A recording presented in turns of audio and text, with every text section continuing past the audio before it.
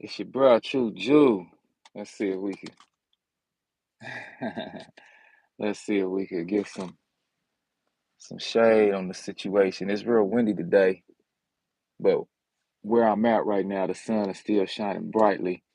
So it's about 79, 80 degrees, but it's windy. If y'all can see right here on the side where the trees is blowing, it's real windy today.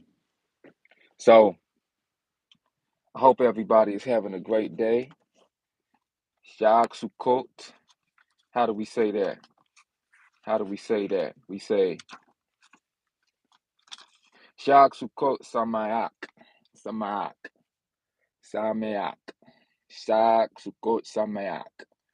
All right, that's Happy Feast of Tabernacles. Now, the wind was blowing so hard that some of the thatch on the tabernacle blew off. I just put it back on. But that was a sign to me that more than likely the wind is blowing so hard, and I could feel it, but it might distract and take away from the vocal coming through the microphone as well. So it might be a little harder to hear me. I think that back in Africa, back in the land, uh, on the way to the promised land, this time of the year in that region is getting hotter. Summertime isn't the same in every place at the same time. So if I'm correct, usually around this time over there is warming up more. I don't know what the wind ratio is. I don't know how hard wind is pushing. But over here during this time, it's more so fall time. It's fall time over here. Where over there, it's more so summertime, getting into the summer. So nonetheless, we're not going to let none of that stop us. But what I want to do today was actually get into the law. I just read a horrible article before starting this live stream, and it was talking about how it was basically talking to Christians, and it was just another confirmation that we're dealing with two separate groups of people when it comes to everything that we've been experiencing right now. We read yesterday that there are indeed uh, Christian, the Gentile Christians. You know, we read about that yesterday. Um, it was one of those situations where when I was reading, if you were listening carefully, you might have heard it.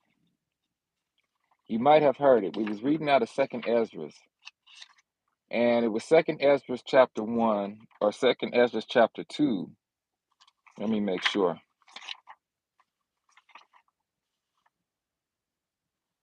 When we read about that.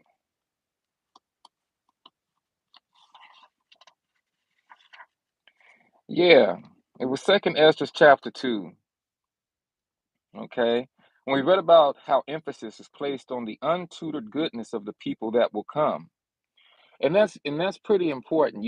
When us Hebrew Israelite people began to do what we were doing and chasing after Gentile nations and doing what we were doing as far as not cleaving to the law, statutes, and commands that were given to us, the ordinances that were given to us, that gave many other that made a segue for many other nations to say, you know what? Well, either they don't want to do it, talking about us Hebrew Israelites, so we can try to figure out how to do it, or we don't want to do it either at all.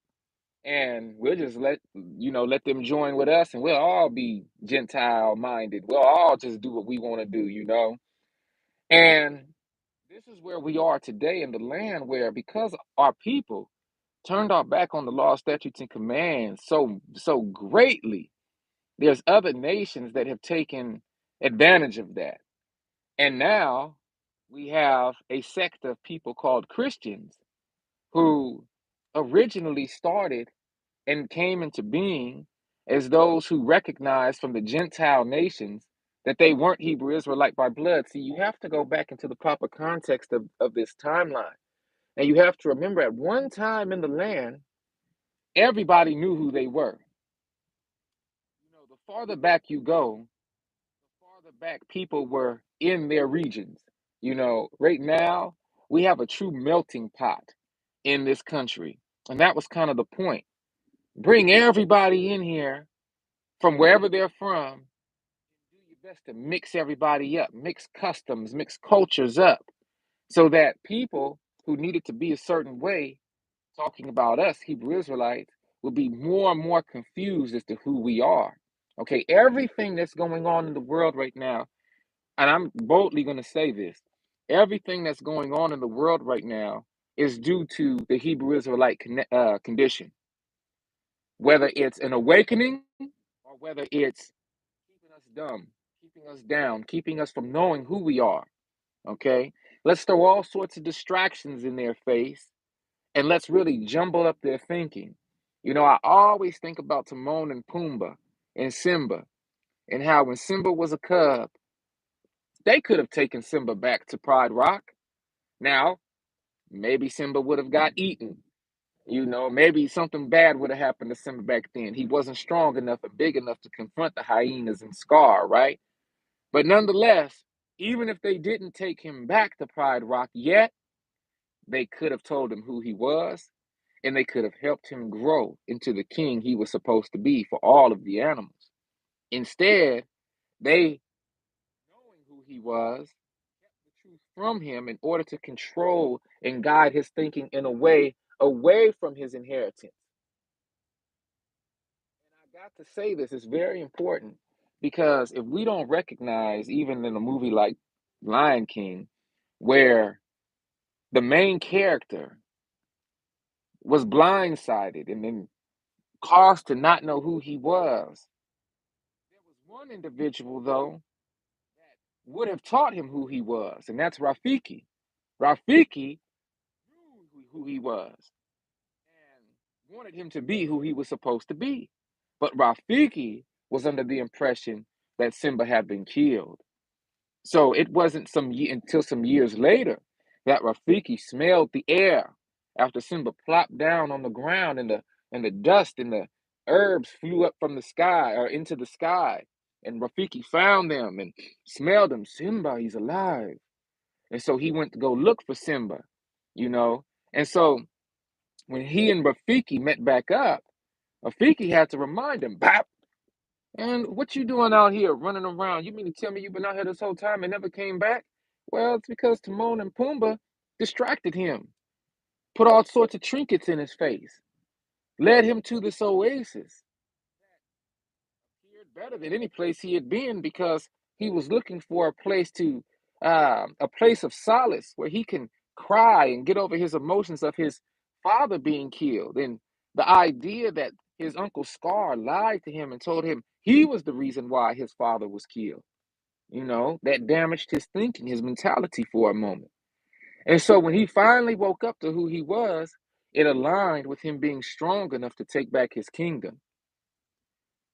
Now, there were many people or many creatures in the kingdom that knew that they were running the kingdom down, but they were still trying to use some of the laws and statutes established in the kingdom to feed themselves.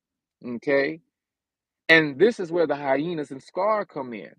It's a shadow of what should have actually been. And so let's compare that analogy of the cartoon narrative to who we are. And you got to remember, Disney didn't use that ignorantly. The lion was a symbol of Judah. The lion has always been a symbol of Judah, the tribe of Judah. And Simba was seen in the movie as a savior figure of sorts when he came to. And so let's take that back into our true modern times.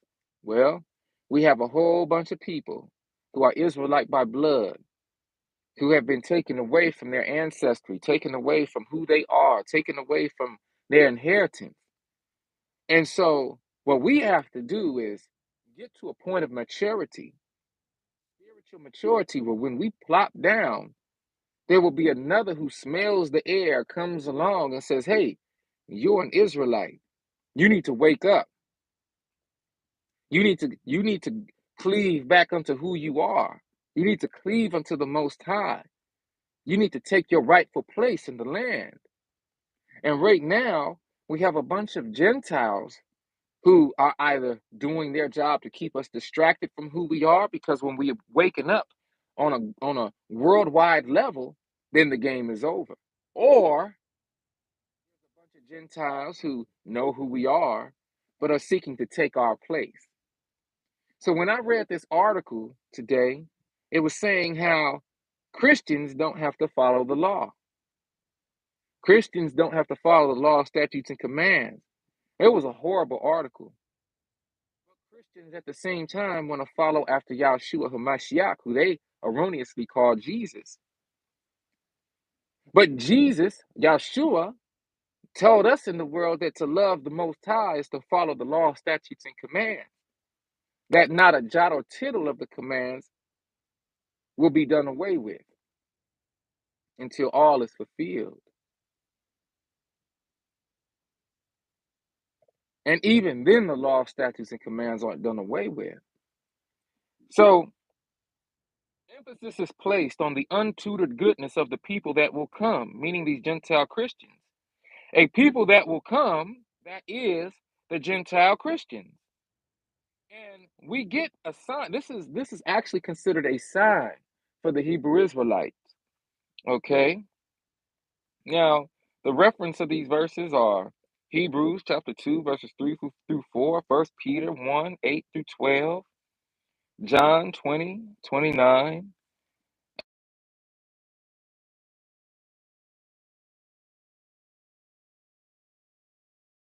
Like people have been scattered so far away, even from the lands, from the borders, through the different wars that took place at that time, that many of us still were holding on to and customary customs, and the law, statutes, and commands. But as a nation, things were beginning to take a downturn. What I want to do right now, what I want us to do, is basically let's go back into the Torah, and we're going to start describing some of these laws, statutes, and commands. And we're going to get into it. We're going to cover as many as we can before the sun goes over the horizon. The first of the law, statutes, and commands we're going to go into is Exodus chapter 20, verse 2.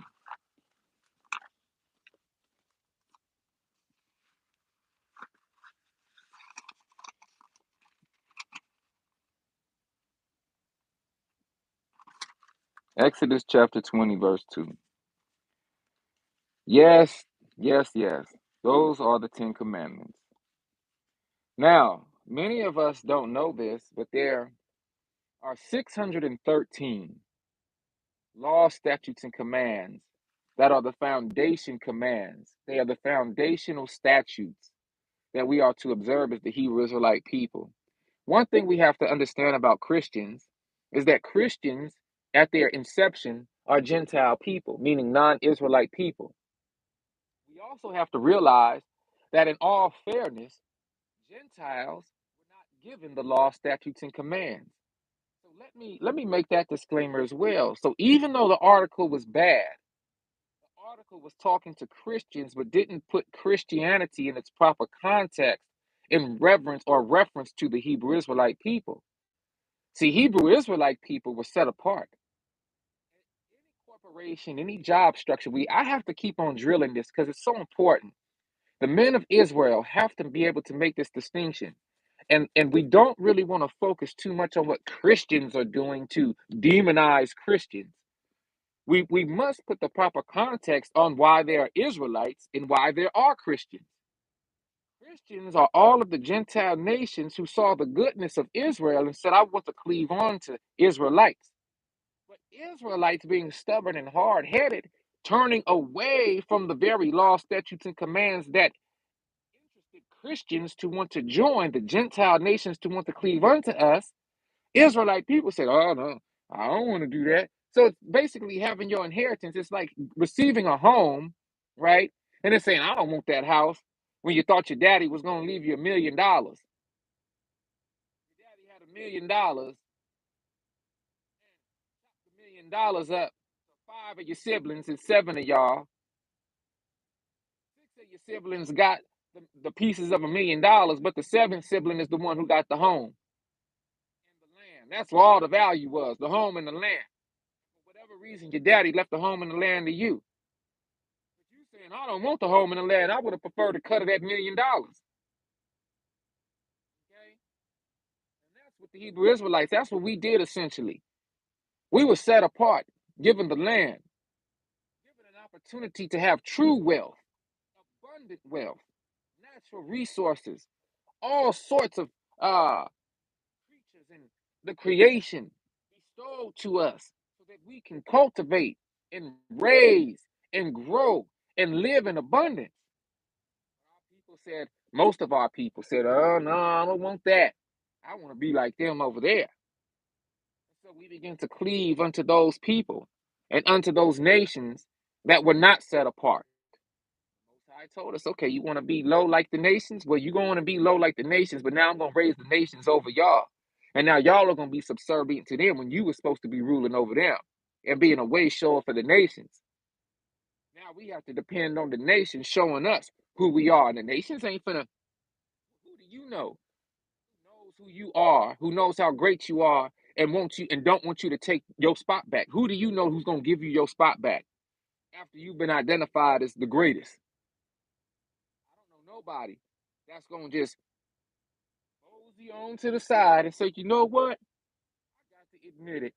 After all this wealth and abundance me and my family been getting after the last 25 generations, you know what? I think I'm just going to step to the side and let you take your rightful spot. Did Scar and the hyenas just step aside and let Simba take his rightful spot, or did Simba have to fight for it? Simba had to fight for it. You don't know nobody who's going to just step to the side and give you what is yours. You're going to have to fight for it, especially if they have established systems, especially if they have grown in comfort. And now their children are here. And their children ain't going to learn the truth. Their children don't care. They just know that they got comfort. They have material. They have the things that they need to stay hitched up and propped up how they want to be propped up. This is a very competitive place, this earth that we on. So if you have somebody who's supernaturally backed by the creator of the universe, and then people want to say, I don't want that no more, how you think the rest of the world is going to look at us? As straight up fools.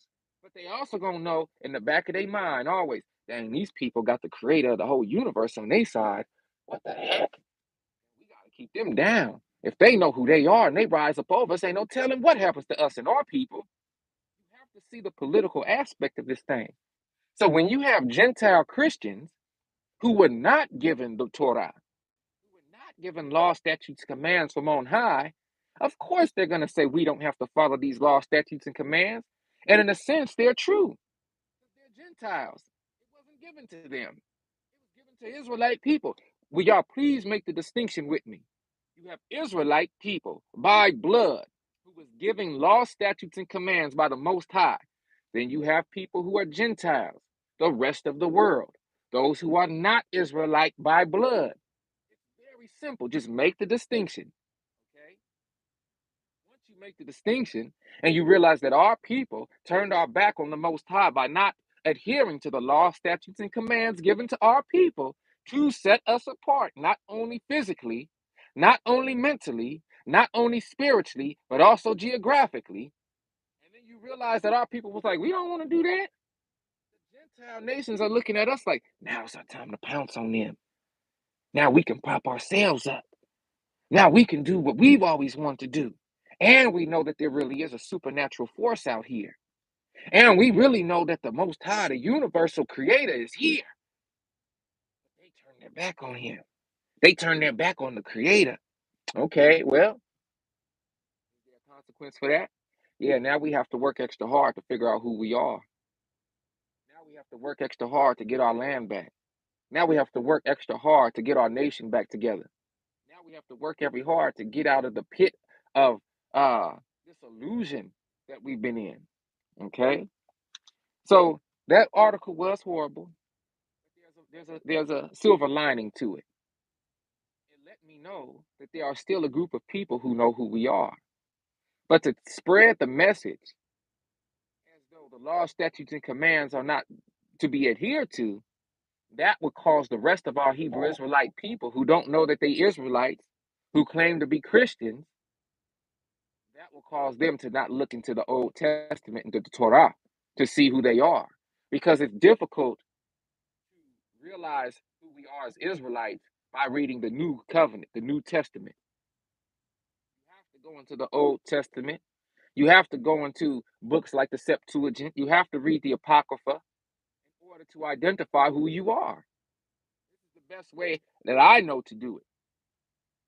Then you will be able to see the symptoms, the signs of your people. And then, if you're awakened, your eyes have been opened, your ears have been cleaned out, then you will be able to say, oh, wow, there's only one group of people on the whole face of the planet who this is happening to. There's only one group of people on the whole face of the planet who's going through this type of stuff. Who are these people? These people are the Israelite people who've been scattered to the four corners of the world. And once you realize that, then you can start dissecting within yourself. Well, man, which way do I supposed to go? Am I supposed to go this way and do like the Christian people who are saying I don't have to observe the law, statutes, and commands, who are erroneously quoting Yahshua, saying because Yahshua died. See, Christians always like to talk about death. Oh, he died on the cross. It was a tree that he was hung on. But he like to die on the cross instead of life, immortality, resurrection. And so even the Christian dynamic is skewed. Why? Let's go back into the Apocrypha. Why is it skewed? It's skewed because the people who were to come, these Gentile Christians, were what? Untutored. Untutored. Now, I'm not making this up, y'all. Look, let me show you. I'm not making this up. I like to have my notes. I like to read from published books. Look at this. I don't know if y'all can see it, but that's where I'm getting part of my note from. It's coming from right here in the Apocrypha. I'm not making this stuff up. And this is for all of my Christians who will come across this video and be offended at what I'm saying. I'm not saying these things to offend anyone. I'm just speaking the real. Again, I will read it. The description and vision of the coming people. Okay. And now, Father, look with pride and see the people coming from the east. Let me go up real quick. This is out of the book of Ezra. I will give your houses to a people that will come, who without having heard me will believe. These are the Gentile Christians. You think our land was just left alone? No. Once we were scattered, that's when other people were to come in. And if these people over the generations didn't want to keep it real with us and basically tend our homes for us until we woke back up, until we were straightened out, guess what? Now we live in 2022, where you got the Joel Osteens, you got the whoever else is running around here. You even got the Creflo Dollars, who's Israelites, and he don't want to admit it, and all this other stuff. And you got people running around here who are what? Untutored. The emphasis is placed on the untutored goodness of the people that will come. A people that will come, that is the Gentile Christians. These people came and they sought to be like the Israelites.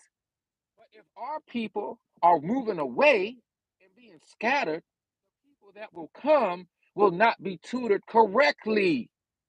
Y'all see? They won't be learning correctly. And whatever they have left to cleave onto, these Gentile Christians, they're just going to try to do their best. It's like trying to cook gumbo. It's like tasting gumbo for the first time in your life and then saying, I want that, and then going and try to cook it yourself. How many of us have tasted somebody's gumbo, wink, wink, that wasn't right? It wasn't right. Like some Martha Stewart gumbo, if you know what I'm talking about. Martha Stewart trying to cook some gumbo because she tasted it. She tasted what it was supposed to taste like. She ain't tutored. She don't know how to make no gumbo. She wanna, is that asparagus? What the heck? Asparagus. What is in this gumbo? She don't know, but she like it. She love it. She believe it tastes good. So she wanna go on and make her own gumbo. And now she wanna sell it. And we happen to come across her restaurant and look at the menu. Well, I don't know what all this other stuff is, but I know what gumbo's supposed to be. So we go on and order a couple bowls of gumbo. And now we sitting in her restaurant as black folk who know what gumbo's supposed to taste like and know how to cook it. And we sitting up here tasting it. What is this watered down? What the heck is this? This ain't no gumbo. This is mumbo. Gumbo. What is this? This ain't no gumbo though. And that's what we're dealing with. Thank y'all for thumbing up too. I appreciate y'all. That's what we're dealing with, family.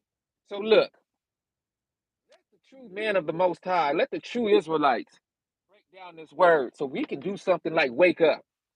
So we could get back to where we're supposed to be. I don't know about y'all. I don't like doing the fear mongering. You know your brother True Jew don't like the fear mongering. You know that. I just like to keep it 100 to the best of my ability. And I say things sometimes that's real sharp and bold. I know, I know, I know. But I say everything I'm saying in love. Because if we don't wake ourselves up, if we don't put that frequency into the world, then ain't nobody else gonna do it. Yeah, you might have a couple here and there. You know, a few years ago, I would see there's a Jewish guy who's out there, and he made a couple videos that went viral. And he said, "You know, you are the real Israelites, so-called black people in America. You are the real Israelites." And he was demonized for that. I ain't seen dude ever since. But at least he went out there and he said it. You know, our people unfortunately have a very difficult time listening to our own. It's only when that random so-called white person comes along and says, "You know what? You know y'all are the Israelites, right?" And then even then, it's difficult to ascertain because that individual isn't going to necessarily walk you through how to actually identify and clear up and clarify the statement that he or she made. It's just a statement. It takes the men of the Most High to rightly divide the word so that statements made like those from the Gentile nations can actually come into fruition so that we can actually make some sense scripturally of what they're saying to us in a 5 minute statement. Okay? It's one thing to make a statement and then to just leave us hanging like, did he just say we Israelites? That white dude just said we are Israelite.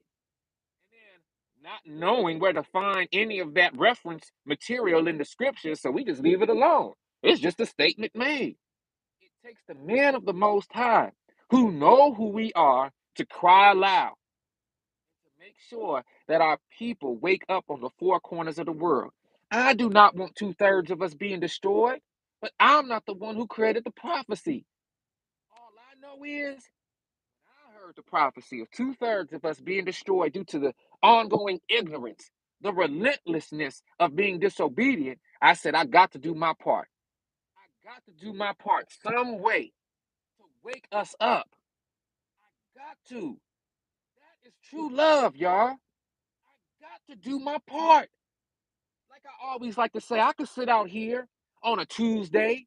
I could be thinking about turning up on a Tuesday. I could be talking about going to the club. Y'all know, listen, I'm gonna say this, and I'm not saying this to necessarily brag or nothing. Y'all know I'm a rapper. Y'all know I'm a musician. Y'all know I'm a recording artist. Y'all know I'm a baby. Y'all know I'm straight out the hood. Y'all know I'm from the Bay. Y'all know I'm off the block. Y'all know I'm off the turf. Y'all know this. But you know one thing?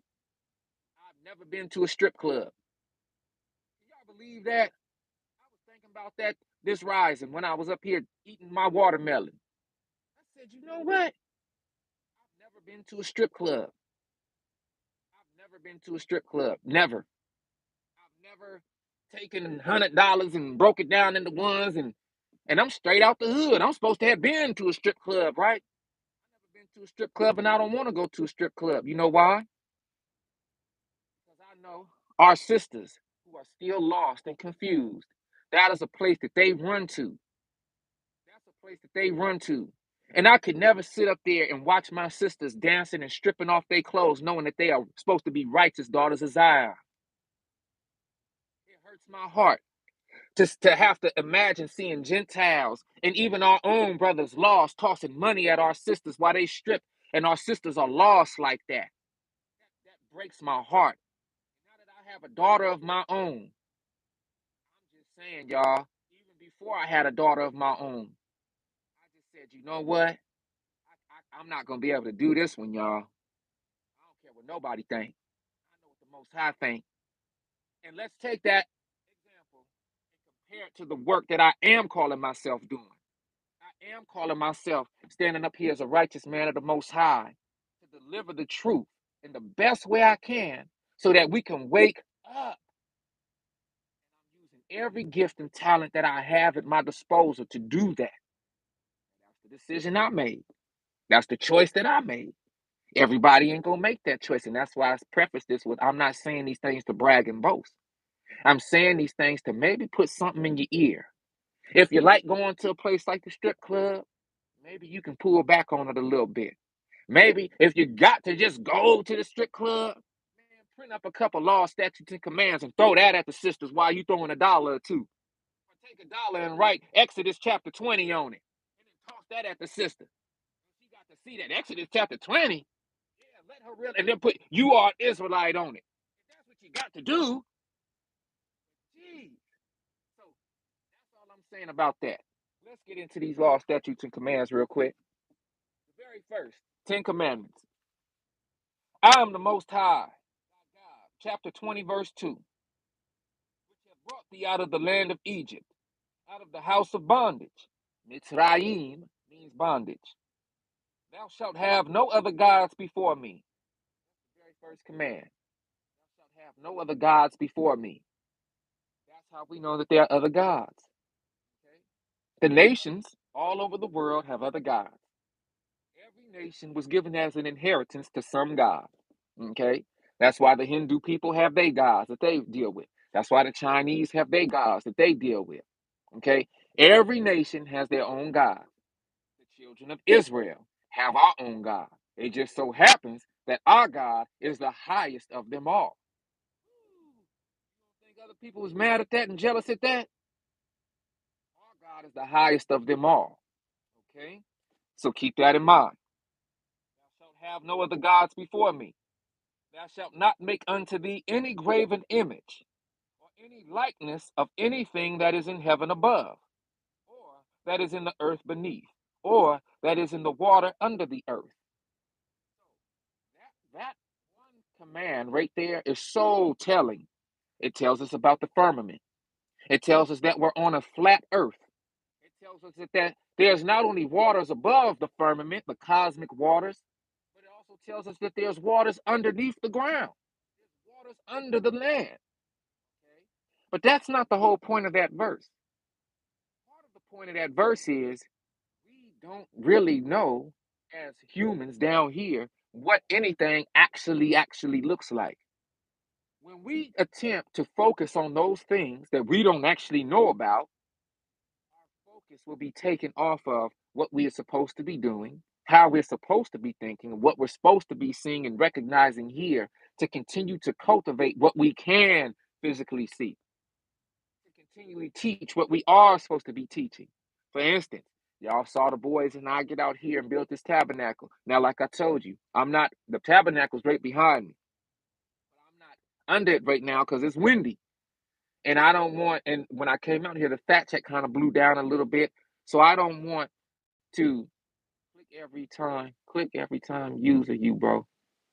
I'm not sure what you mean, D Warner, but hey, right on, bro. Hey, I appreciate you for tapping in.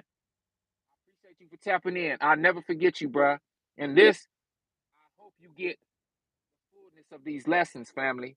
Wherever y'all are in the land right now, if y'all are tapped in with me on this channel right now, then y'all are also observing Feast of Tabernacles, and we on the second day. Thank you, family. Thank you. I'm using the songs to help wake us up. Okay? Remember our free will. Remember the power of free will. I could be getting out here talking about twerking and booty and all this stuff, right? Females ain't this and ain't that. And of course, I'll be talking about our own sisters.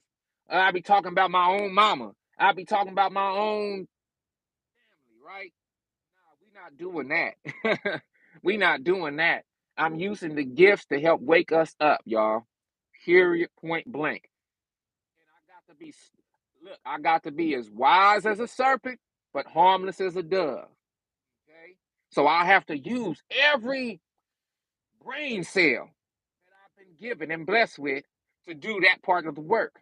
But that's not who I all am. Don't just rest on the music now.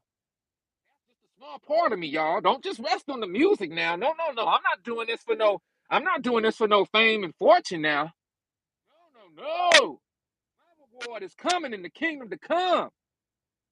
I'm not making this music to be on BET and be worshipped and to have some kind of fame. No. Use the music to help guide you and recognize, dang, this brother is dope. This brother got skills on the mic. Dang, why he ain't doing like Lil Wayne and 2 Chainz? Why he not doing like Drake and whoever else and Future and all them? Because I know who I am. And I have a responsibility to the Most High's children, my blood people, my kinsmen and kinswomen. I'm not finna sit up here and get chopped down by the Most High because I'm choosing to go the way of the world. Don't trip off the music part to be like, oh, he dope like that. No, use the music as a sign to say, dang, my bruh, he dope with it, but he could have went a whole nother way. Dang, imagine if he was using this for the devil. That's what I'd be on. I'd be like, dang, whoo, lift my hands. Because if I was using this for the devil, y'all better know I'd be chopped down. I'm the first to tell y'all. You think I'm scared to tell you that? Most High chop me down like a tree, tall timber. Timber! Chop down, bam. I'm not gonna do that though. What we need to focus on is allow the music to lead you back to the Torah. Allow the music to lead you to the Apocrypha. Allow the music to make you contemplate. Yes, I had to choose the right side. Allow the music to make you think deeply about your own placement with the Most High. Don't focus on bruh. Focus on the Most High. Okay? I'm doing what I'm supposed to do. Let me be an example for you to do what you're supposed to do. When it's time for you to start rapping, when you start getting some beats laid to you, when you start wanting to sing, reference back to your bruh True Jew. And look at how I did it in the music. And say, dang, okay. Well, bruh could have definitely went a different way. But he chose the right side. So let me see if I could pick up some Jews he was dropping in this music and replicate that in my own most high given gifts and talents. And then let me join the right side with my bruh. And the more of us that link up and join the right side, the stronger we will be. That's the point. Not to be praising and worshiping me. Oh, no, no, no. I'm sorry, y'all, but I'm gonna have to chop that down. Anytime I feel that coming, I'm gonna have to say, nah, bruh, nah, sis, that ain't the way. I'm not that guy. Okay? I'm not that guy. I'm a child, a son of the most high. And I can bravely and joyfully say that because I know where I was. I was out here running in these streets. I know what I was on. I was not doing what I was supposed to be doing. Okay? So just hear me out. So thou shalt not make unto thee any graven image, any likeness of anything that is in heaven above, or that is in the earth beneath, or that is in the water under the earth. Thou shalt not bow down thyself to them, nor serve them, you see. When we start focusing on things that's not the most high, but of the creation, we start running around here saying, oh, I pray to the universe. That's one of the best examples I could give you. In the so-called conscious community, in the woke community, oh, I pray to the universe. Oh, yes, the universe will give me all things. All I have to do is pray to the universe, and the universe will manifest all of my desires. The universe will manifest everything that I want. And when I seen The Secret, and when I read The Secret, or I heard little audio tapes on The Secret, it didn't take me but about 10 minutes to be like, they got it wrong. The Secret is trying to guide people away from the Most High, y'all. And now we have the so-called woke community, the so-called conscious community, where everyone is talking about worship and pray to the universe. And I'm like this. Okay. careful. See, me, I like to pray to the one who created the universe. I'm like this. It's always a level up. You can look at the universe. I think that's erroneous. The universe is a creation. Okay? The universe is a creation. But there's a creator of the universe. Who you gonna deal with? Who you gonna choose? I'm not choosing the universe. And that's what this command is saying to us. Thou shalt not bow down thyself to them nor serve them. For I, the Most High, thy God, am a jealous God. Why is the Most High a jealous God? Because there are other gods on the council. You have to understand. The Elohim are a council of gods. This is why the men of Israel must strengthen ourselves and teach the word the right way. This is what made the Pharisees and the scribes so afraid of Yahshua, because he was a man of Israel, of the tribe of Judah, and he was prophesied to be our high priest and our king, meaning of Levi, the high priest of Levi, the Levitical priesthood, and the king of Judah. Okay? The high priest and king. You understand? That's Yahshua. You gotta put this in the proper context, right? And Yahshua made so many people uncomfortable because Yahshua knew how to rightly divide the word. So when Yahshua told us that we are gods and goddesses, oh, that made so many people upset. How are we this? How are we that? Because we are children of the Most High. We are children of the Most High. The Most High is the power of all powers. Don't get this body confused with who you are. This body is an avatar to experience within the physical realm. You are a soul and the eternal spirit that is animating this body. You have to know this. You have to. These are part of the basics. If you're going to move forward in this truth, you have to know the basics. Now, I know that's a little more meatier, meaning it's a little more hard to chew. I know there are many who will see this live stream and live streams like this who still need the milk, who are still babies in this walk. But I'm one of those who believe that even with my children, when they were born, I wasn't a baby talker. I didn't do the goo goo gaga. I didn't do none of that. Nope. I've been talking to them since they was in the womb. And when they came out, I was talking to them like this, talking straight up to them. It's so funny. When my sons was side note, when my sons was little, both of my sons was born into this world seeing my beard. My beard wasn't like this though, but they see me with a beard nonetheless. Both of them when they was born. My baby girl, they all see me. Now when she was born, she see me with this. But when they was born, they see me with a beard. I wasn't talking to them goo goo gaga and all that stuff. And one day, I cut my beard, y'all. I cut my beard. They was in a whole nother room. I cut my beard and I walked out. They didn't know who I was. They ran off. And they was looking at me like, who is that? And they had to hear my voice to know that it was their papa. Now, I never cut my beard again. But when I did that, they was like, who are you? They didn't know who I was because they had never seen me without a beard. Just like my children had never heard me. They never heard me without speaking real to them. And so anybody that's led to this channel, I got to keep it real. Yeah, they was confused. But now they know what I look like without a beard now, but I'm not cutting my beard again. And see, that's one of the commands as well to the men of the Most High. See, we know we're in a wicked place when those who are propped over us try to lead us away from the Most High's law, statutes, and commands and confuse us, Brother D. Warner, like you just said. When we start to rightly divide the word of truth, we can move out of confusion, mental confusion, and we can move into who we are really supposed to be. So, thou shalt not bow down thyself to them, nor serve them. For I, the Most High, thy God, am a jealous God, visiting the iniquity of the fathers upon the children, unto the third and fourth generation of them that hate me. That's pretty self-explanatory.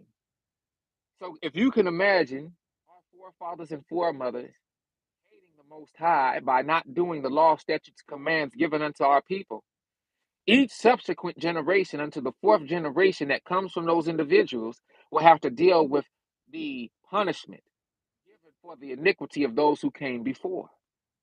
Now, if you can imagine multiple generations hating the Most High, Israelite people, not cleaving to the ways, law, statutes, and commands of the Most High, then you can see how right now we still getting visited upon the iniquity of our forefathers and foremothers. Is the consequence of that is still being paid for right now.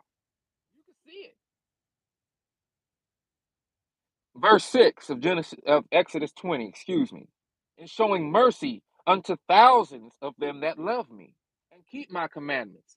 At the same time, those of us who are waking up right now, doing our best to observe the high holy days, doing our best to keep the law, statutes, and commandments, even in the place of our captivity, look at y'all. Y'all are being blessed. Y'all are being chosen to be given back your estate as the set apart ones in this world. See? It's not no coincidence. I don't do coincidence, but it's not no coincidence that y'all have been led to this channel, that y'all are hearing not only the channels like this, but other channels that are speaking the truth to you as well. Oh, it's a beautiful thing, and I hope that y'all give thanks for that. Verse 7 of Exodus chapter 20. Thou shalt not take the name of the Most High thy God in vain, for the Most High will not hold him guiltless that taketh his name in vain.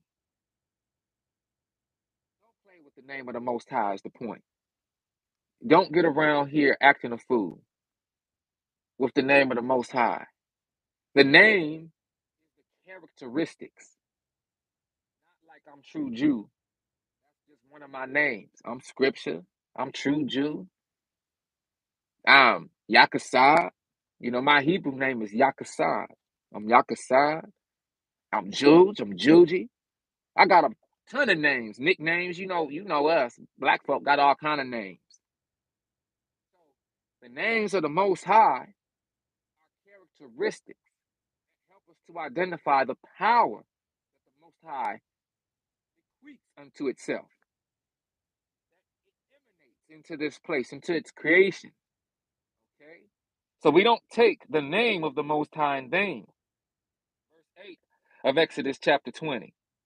Remember the Sabbath day, keep it holy. 6 days thou shalt labor and do all thy work, but the seventh day is the Sabbath of the Most High thy God. In it thou shalt not do any work, thou, nor thy son, nor thy daughter, nor thy manservant, nor thy maidservant, nor thy cattle, nor thy stranger that is within thy gates. For in 6 days the Most High made heaven and earth, the sea, and all that is in them, and all that in them is, and rested the seventh day. Wherefore the Most High blessed the Sabbath day and hallowed it. Right there alone, when Christians get to saying we don't need to keep the law, statutes, and commands, it's obvious they're untutored because what day do Christians call themselves observing God? What's that day, y'all? What day is it? Sunday, right? Jealous gods, folks, and demons just mad they don't deserve the praise and attention the Most High does. Yep, I saw it just in time, Mama Carolyn. And thank you for joining this live stream. Yeah, what day do those Gentiles observe the Most High? What day have they caused many of the children of Israel to observe? And then say the law, statutes, and commands aren't to be honored. They'll say Sunday instead of the Sabbath. And they say Sunday based off of the Gregorian calendar at that. So we're looking at the days on the Gregorian calendar, which is Gentile contrived. And we're not even realizing that we have a whole different day system as Hebrew Israelites. We're not supposed to be going off the Gentile calendar. That's what throws us off. go off the lunar calendar because it's the phases of the moon that help us keep the days. What's the proof of this? We are to observe our days from evening to evening. Okay? Not sun up to sun up, evening to evening. And the Gentiles got it so twisted, they say a new day starts at 12 a.m. That's the dead of night, not when the sun is going down over the horizon. See how twisted we are in the places of our captivity, y'all. So I know I'm giving you a lot, but I give you these things to contemplate and to search out for yourself. So 6 days we work. The seventh day we rest. Now on the Gregorian calendar, just for simplistic purposes and moving forward with the study for this evening, Sunday is the first day of the week. Monday the second, Tuesday the third, Wednesday the fourth, Thursday the fifth, Friday the sixth, and Saturday is the seventh day, the day of rest, the Shabbat. Now, for those who are getting closer into the truth, then we would take that calendar and say, okay, well, Friday evening actually the beginning of the Shabbat if we're on a Gregorian calendar, because now that we've been walking in the truth some time and we've been doing our studying up to that point, we see that it's from evening to evening that the days begin. Then, as we get deeper in our studies, we begin to realize, whoa, whoa, whoa, that dispensation of the times. This is that time when the Gentiles would flip everything and try to confuse us and confuse us. And now we're living, so we got to try to do our due diligence and figure out, well, what does the scripture say? And then the more that we dig deeper, we see, oh, our ancestors and ancestresses was going off the lunar calendar, the lunar cycles. And then we begin to see the phases of the moon. Then we begin to see, oh, the waxing crescent. That first crescent is the first day of the month. Then we count 7 days from there. And whatever day that is, that's when our Shabbat is. And now, if you take that day and you line it up with the Gregorian Gentile calendar, that day might land on a Tuesday of the week. And most of us have to go to work on a Tuesday. So, what do I do about that? Well, when you get off at work in the evening, you do your best to observe that Shabbat. If you're working the night shift, you do your best to observe the Shabbat. You have bills that you have to pay, and you just continue to pray that the Most High make a way for you to where you don't have to observe the Shabbat on a day of work. And that day changes all the time based off the lunar calendar. So I'm not going to sit up here and demonize you for having to go to work and provide for your family. I'm just saying a way will be made the more that you continue to observe the law, statutes, and commands, and you move forward and truly love the Most High. Okay, like this is our first tabernacle.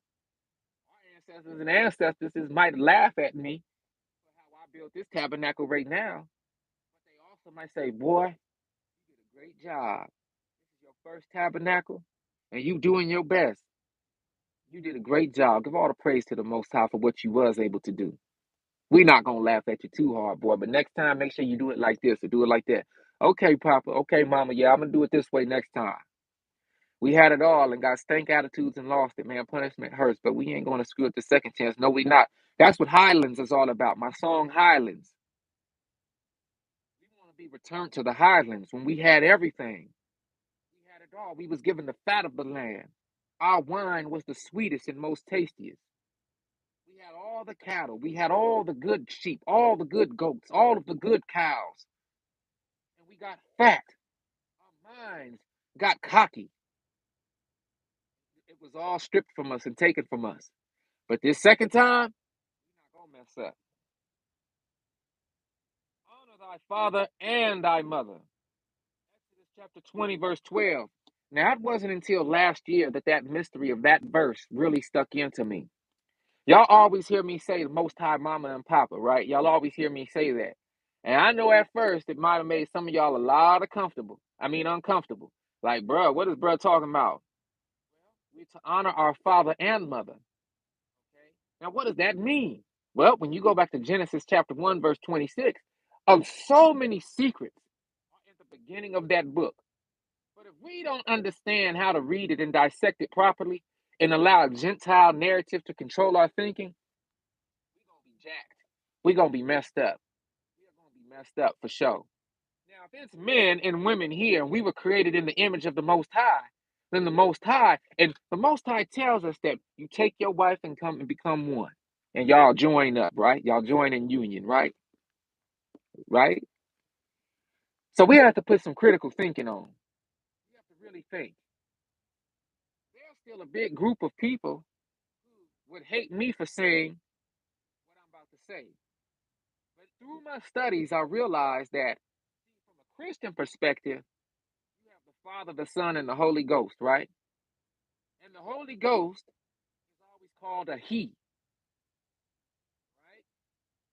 So you got these three masculine elements up there floating around someplace. And I started to realize, I'm gonna just be blunt, man, that's real gay. That's really gay. That goes against creation. When you think about it, that's something homosexual about that. Three dudes, three masculine presence. Where's Mama? Where's Mama? Where is the one where all things come through? We got the seed planters. Okay, we got Papa, the seed planter, the Most High. Okay, the God, the masculine element, and then we got the Son, which comes from supposed to come from Mama and Papa. I'm a son. Okay, I'm a son. Okay, I got a mama and I got a papa. My mama ain't no man, or I wouldn't be here if she was a man. Okay, but we were created in the image of the Most High.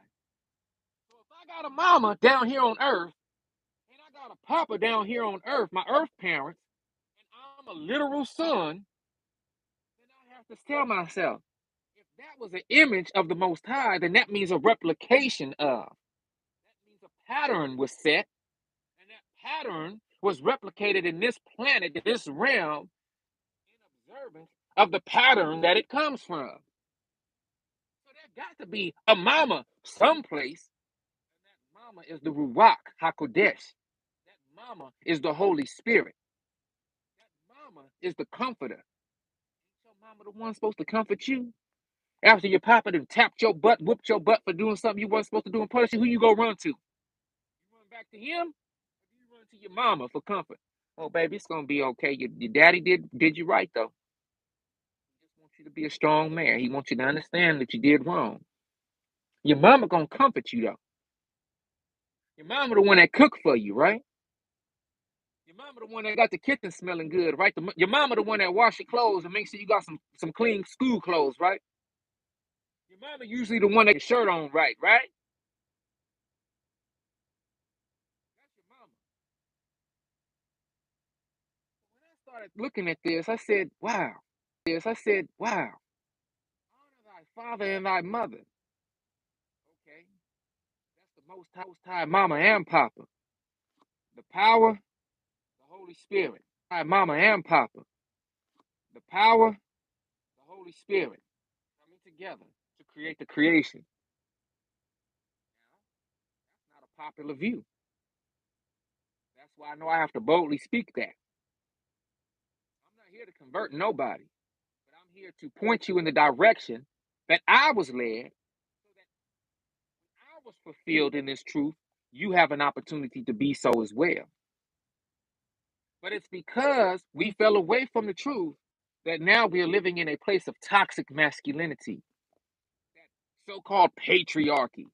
Nothing's wrong with a patriarchy and matriarchy when we have the proper balance set in place, because that's what keeps all that homosexual stuff away from our nation.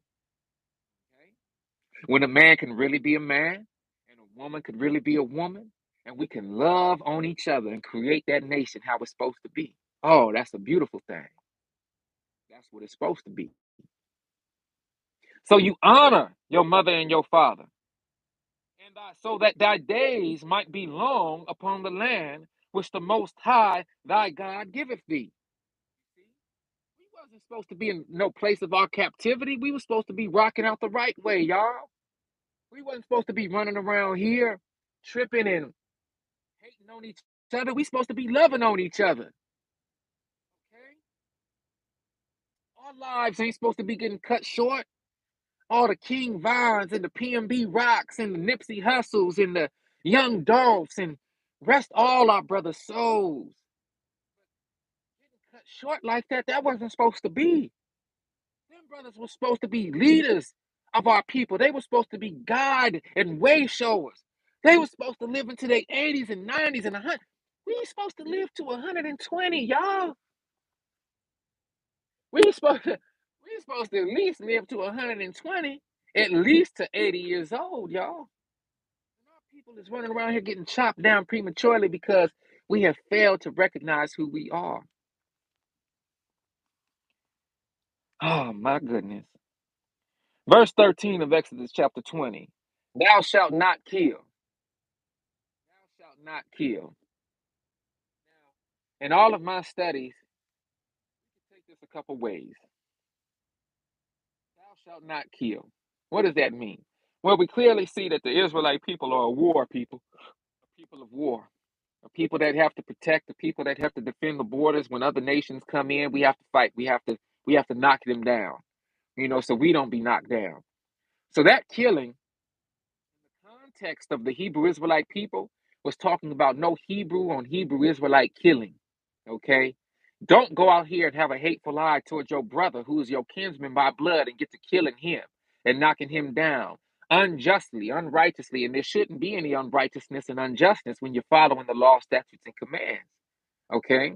There shouldn't be no stealing because we all have. None of us lack. There shouldn't be no robbing because all of us have everything we need in our borders. There shouldn't be no jealousy because you have what I have. There shouldn't be no evil eye because you have cattle, I have cattle. Okay? So I want y'all to keep this in mind. We have to contextually look at what the Most High is talking about. Thou shalt not kill your brother and your sister. Okay? Now, there are laws that we're going to get to eventually that dictate what we're supposed to do if one of us do a certain thing that's not becoming of our people. There are some statutes involved with that to show us that thou shalt not kill has to be said in the proper context. Okay? Thou shalt not commit adultery. Now, in modern days, that adultery, what it means to be adultery, has been totally misconstrued. Okay? It's messed up now. Okay?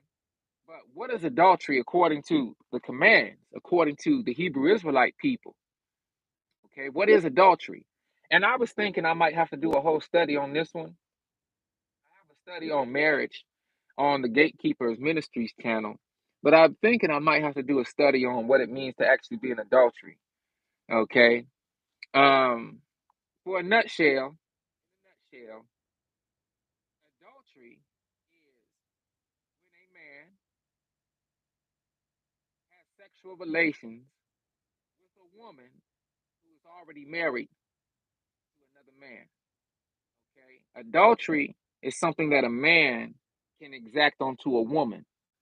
But if a woman is not married, okay, she's not married, and that man has sexual relations with her, that's not adultery. Because I don't know if y'all know this, but Hebrew Israelites, men are allowed to have more than one wife. Ooh, what did that brother just say? Oh my gosh.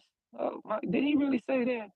I was waiting for that. I know some of y'all was like, I was waiting to see what he was gonna say. Yeah, according to the Torah, there are laws and statutes and commands in place for a man to have more than one wife. So we have to understand that the modern Gentile perspective on adultery is not a single woman having sexual relations with a man that's married. That's not adultery. I'm talking about by Israelite law, brother. I'm not talking about by Gentile Romanized law, Romantics. I'm not talking about that. I'm talking about Torah. Okay, I'm talking about Torah. The whole idea of Feast of Tabernacles is to go over. No, and I'm not talking about that whole sexual partner thing either. I'm talking about marriage by Torah, by law, as given to the Torah. We're not supposed to be having no sexual partners that's just frivolous sexual partners. No.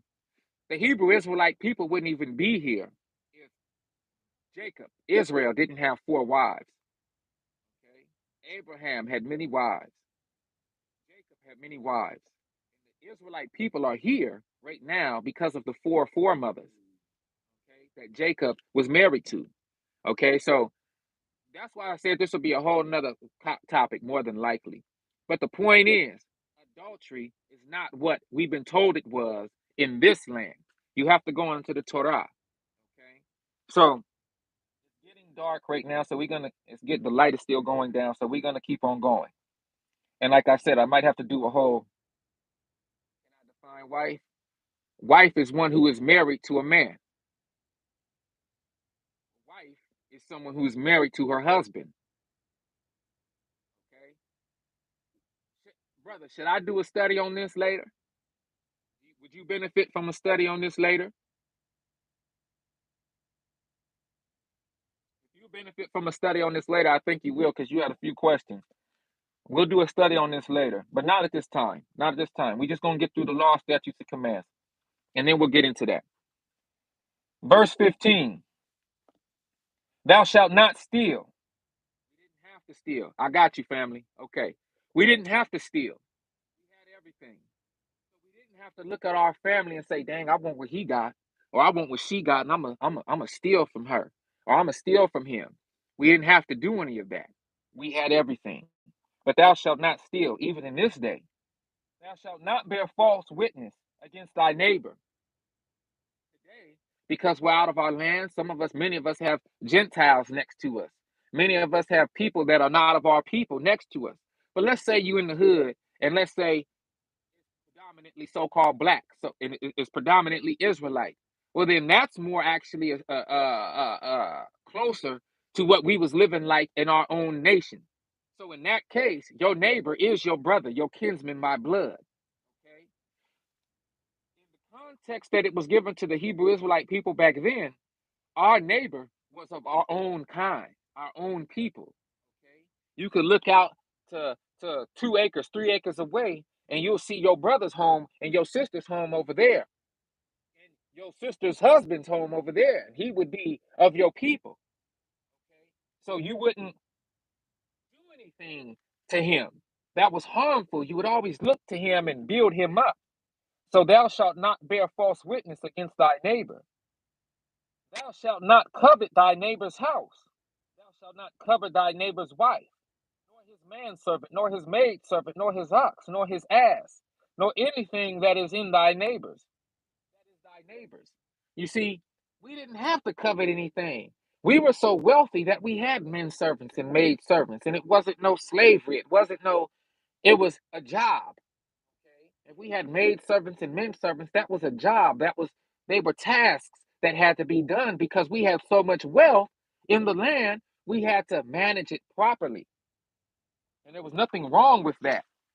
But we didn't want to covet what was our people's. We didn't want to covet that thing that our neighbor had because we could have the same thing. And all the people saw the thunderings and the lightnings and the noise of the trumpet and the mountain smoking, excuse me. And when the people saw it, they were moved and stood afar off. Okay? So that's the end of that particular, it's not the end of the chapter, but it's the end of that section regarding to the very first of the 1613 commands given to the children of Israel that were to serve as the foundational commands, statutes, and laws and ordinances that the others would be branched off of in subsequent times. Now, remember, y'all, the Feast of Tabernacles isn't just about a big party, and the Feast of Tabernacles isn't just about building booths. The Feast of Tabernacles is an 8-day observance to always remember what we went through as a people being led out of Kemet into our own nation. To be led out of one place as Hebrew Israelite people meant that we were going to be established in a place of our own. That's what the Feast of Tabernacles is all about, causing us to remember where we are going to be, or where we have come from, or where we are now. Because the Feast of Tabernacles first began in the wilderness, and that was a 40-year sojourn. We didn't have our nation yet.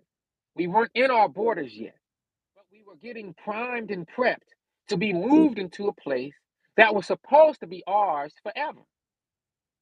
The land is still there, but we as a people have been removed from it. that's why we are considered how we are considered by the other nations. That's why every nation was called into this so-called United States of America. And every single person who came into this nation of their own reconnaissance, their own free will, they could easily go back to the nation that they're from.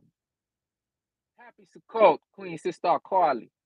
Every nation that has been brought in here or came here on their own reconnaissance can go back to their land.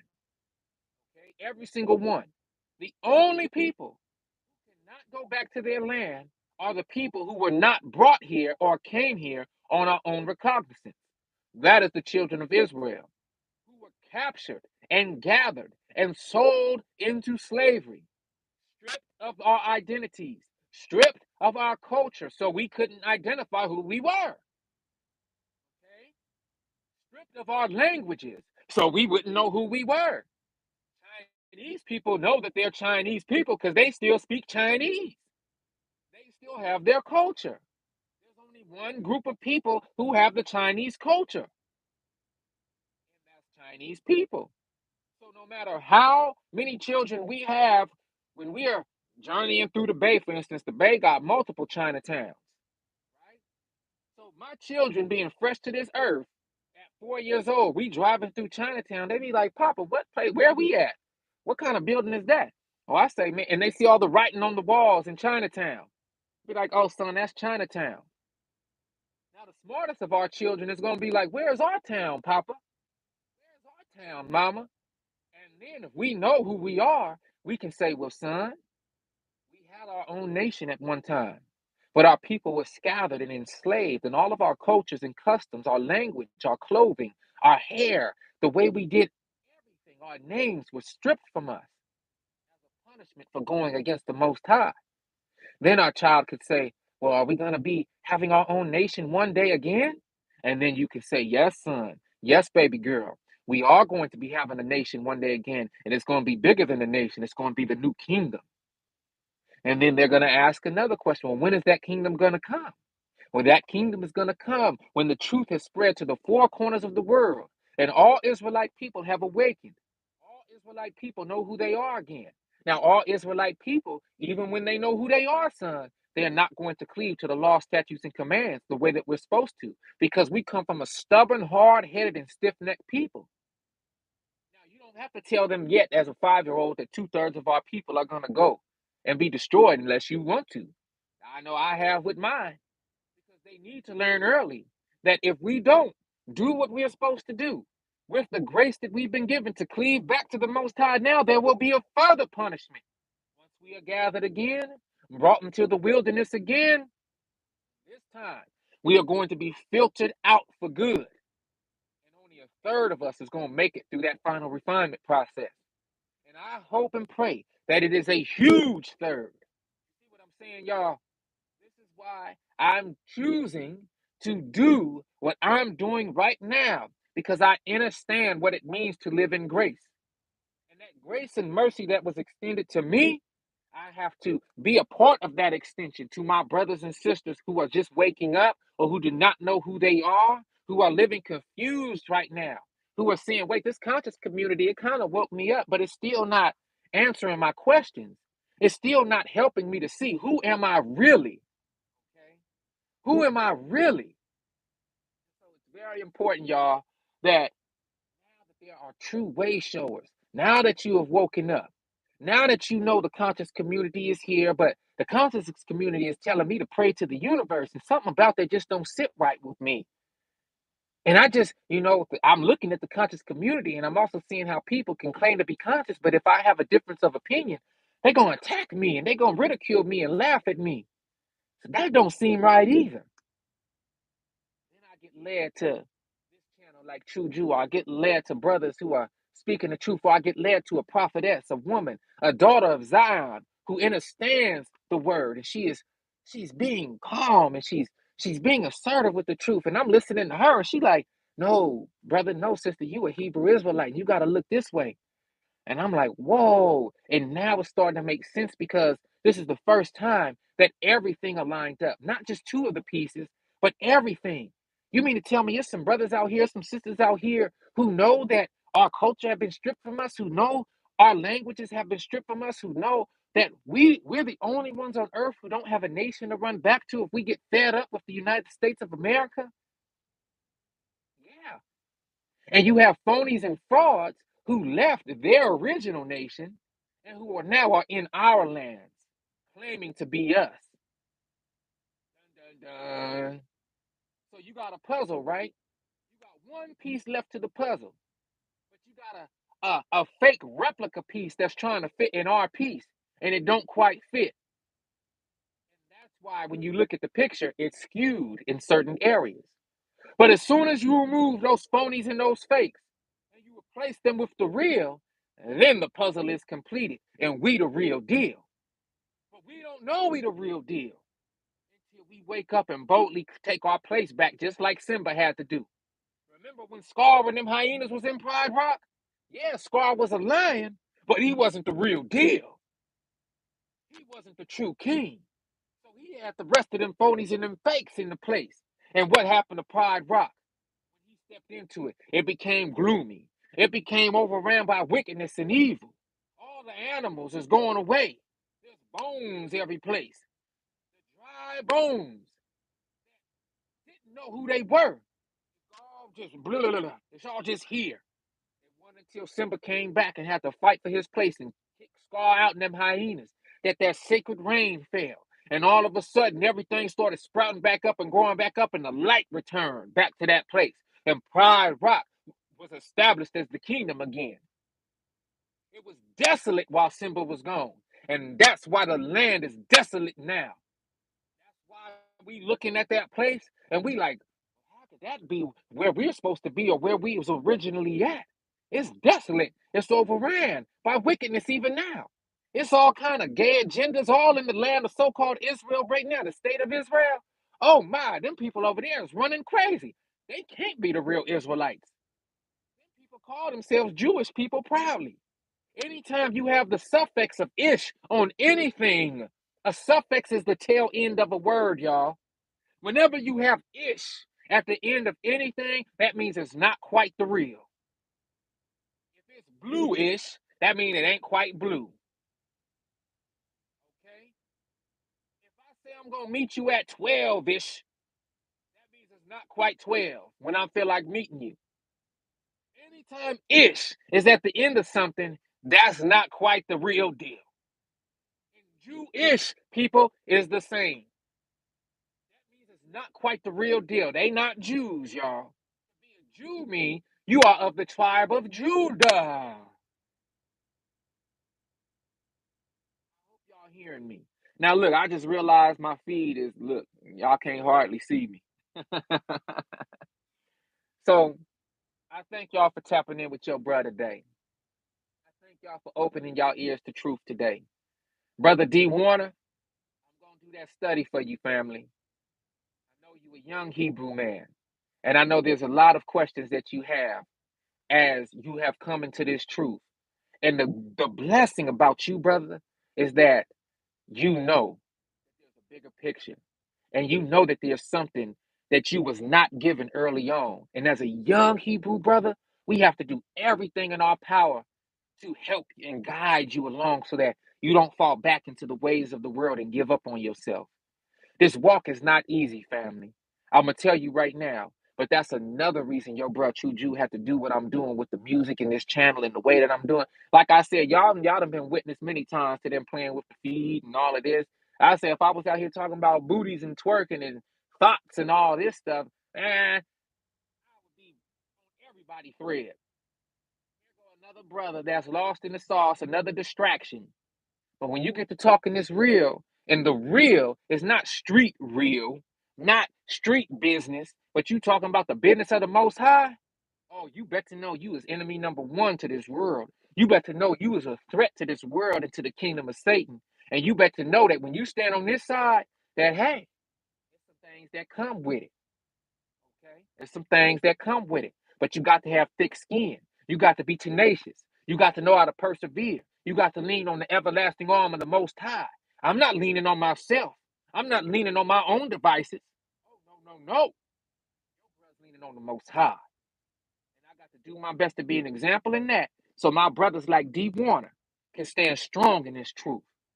Ever since you was there to this channel, I pray for you, bruh, that you don't fall, that you don't fall into no mess, and that you got a hedge of protection around you always, and that you have all of the things and tools and resources at your disposal that you need to continue to prove who you are so that you can also move into your inheritance as a man of the Most High. Join me in this fight, bruh. That's what it's all about. Join the ranks of the men of the Most High, bruh. Get tight with this word. Learn how to rightly dissect this word of truth so that when it's time for you to have your family, you can guide and lead your house. You can guide and lead your family. Okay? That's what it's all about, my G. That's what it's all about. So look, I'm gone. We still got a second day. We in the second day of this tabernacle service, this tabernacle day, this tabernacle festival, this tabernacle feast. We pushing a hard line, y'all.